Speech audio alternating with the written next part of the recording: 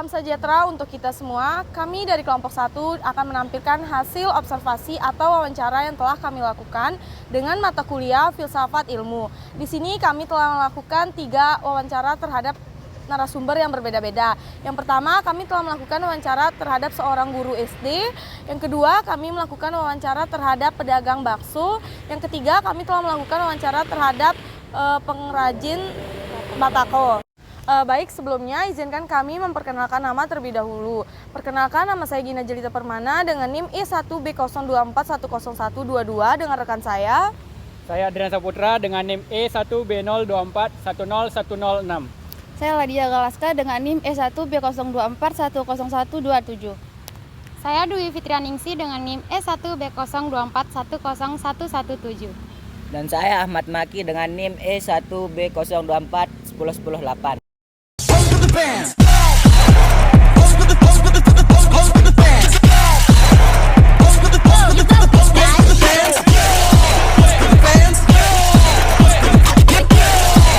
Selamat menyaksikan.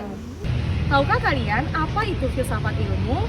Filsafat ilmu adalah cabang filsafat yang mempelajari tentang dasar, metode, serta hakikat dan tujuan daripada ilmu pengetahuan. Nah, filsafat ilmu ini dibagi menjadi 3 cabang. Penasaran? Yuk kita saksikan video selanjutnya. Halo teman-teman, di sini saya akan menjelaskan sedikit tentang 3 cabang filsafat ilmu. Yang pertama, ontologi. Ontologi membahas tentang hakikat realitas atau objek yang diteliti oleh ilmu. Yang kedua, epistemologi membahas tentang sumber, cara memperoleh dan kebenaran pengetahuan. Dan yang terakhir, aksiologi membahas tentang nilai, etika, dan tujuan penggunaan ilmu.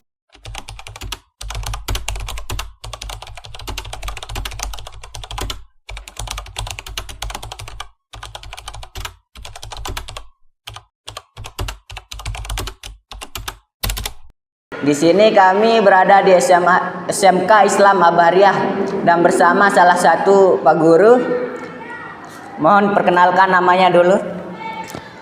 Baik, perkenalkan nama saya Doyan Amal Muslim SPD. Biasanya dipanggil Pak Doyan. Nah, di sini saya sebagai guru matematika. Baik, sebelumnya kami izin bertanya mengenai mata kuliah filsafat ilmu yang dimana di sini membahas 3 cabang filsafat. Nah, adapun pertanyaan yang pertama yaitu menurut Bapak sebagai seorang guru, apa itu hakikat seorang guru pesantren? Hakikat guru pesantren. Ya. Nah, guru itu tidak hanya sebuah profesi, tidak hanya sebuah pekerjaan. Nah, di mana guru itu adalah penyambung ilmu, pelestari ilmu Tuhan yang diwariskan kepada para nabi, dan para nabi mewariskannya para ulama, dan para ulama mewariskannya kepada generasi-generasi berikutnya. Nah, guru itu adalah penjaga segala ilmu pengetahuan yang ada di dunia ini.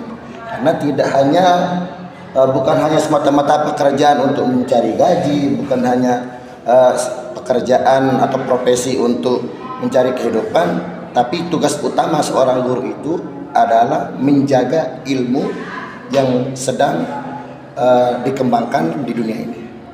Itu adalah hakikat seorang guru. Untuk pertanyaan selanjutnya, sebagai guru, dari mana sumber Bapak ini memperoleh pengetahuan tersebut? Apakah sebelum menjadi guru mungkin sebelumnya pernah menjadi santri seperti siswa-siswa yang di depan ini, lalu atau ada menuntut di jenjang pendidikan yang lebih tinggi, misalkan di perguruan atau apa?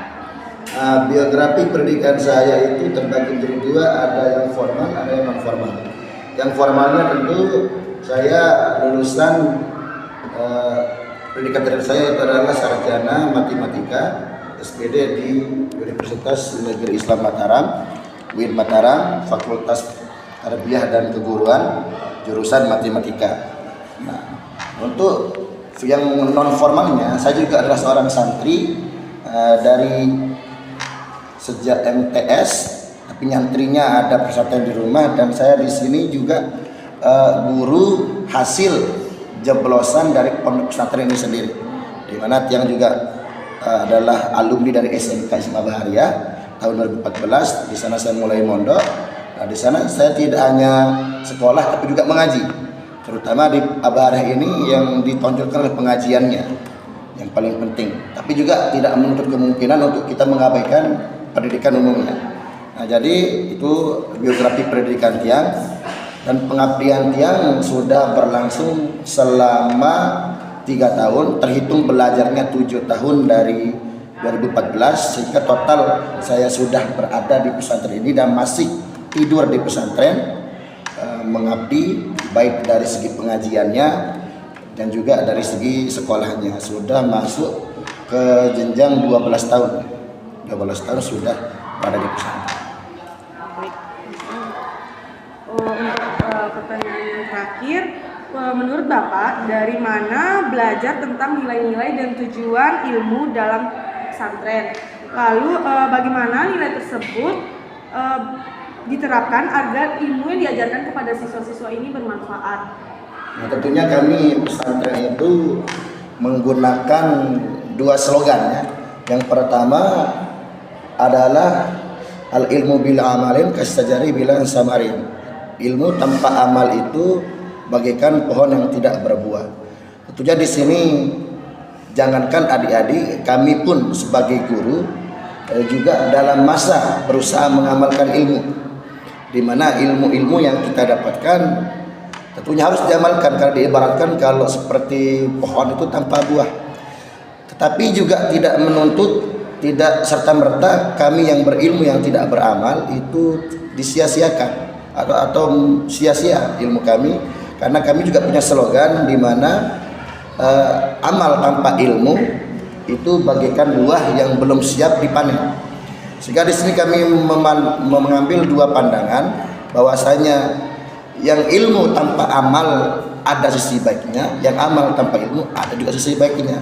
Selama kita masih mau mengerjakan sesuatu kebaikan walaupun tanpa ilmu, insya Allah nanti ilmu itu akan datang. Baik, di sini kami sudah bersama dengan Bapak pedagang jual bakso.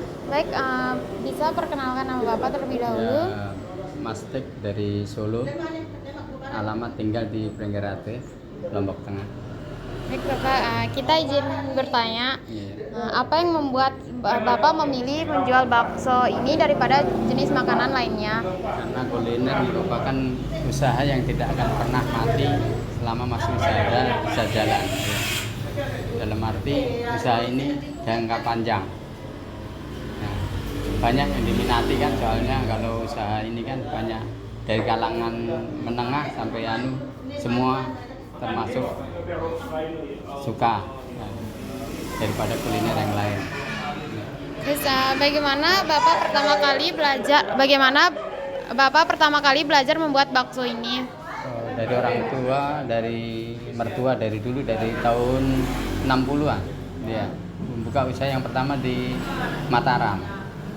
Perjalanan ke sini masih pakai kapal layar waktu menyeberang ke Lombok dulu. Nah, sampai sekarang masih adik yang masih meneruskan yang di Mataram, sedangkan kini anaknya yang lain di sini buka cabang di Pringgerate. Berarti turun temurun Bapak? Iya. Awalnya kan ada di Mataram. Iya. Terus kenapa Bapak pindah ke Pringgerate? Nah, karena saya tinggal di Pringgerate, sedangkan istri saya kan di Mataram tinggalnya, kan pindah ke Pringgerate dia. Sedangkan adik masih melanjutkan yang di Mataram masih. Ya. Kalau di Mataram itu di sebelah mana, Pak? Di perempatan Mirasa, jalur demo yang di timur, sebelah apa itu, toko sepeda itu baratnya itu di deretan itu ya, situ. Sama kakak sama adik di sana jualan.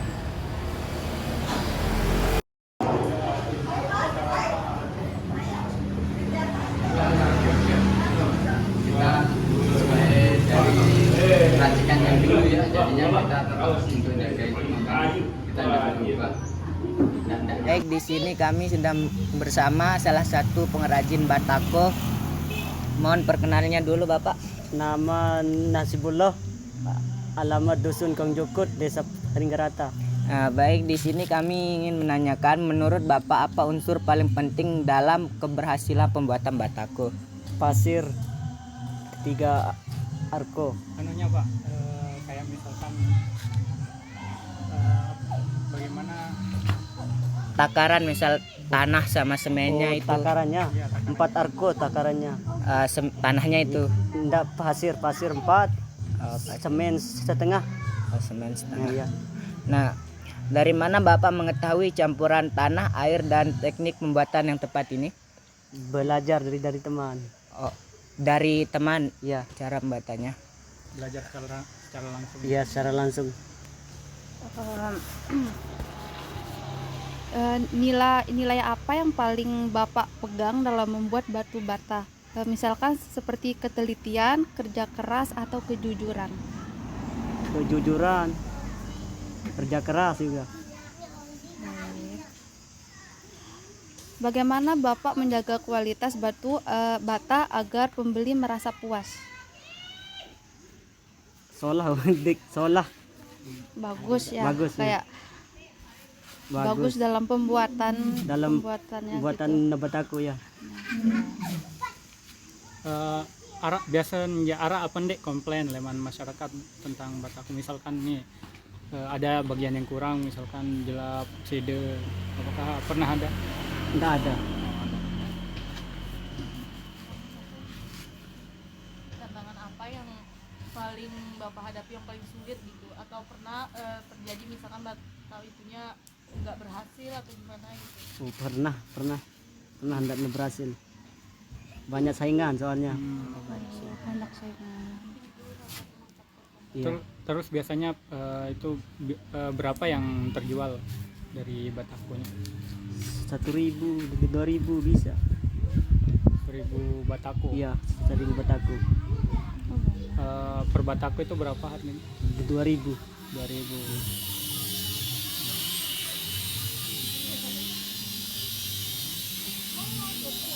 Mungkin itu saja yang dapat kami Ya. tanyakan. Baik, mungkin itu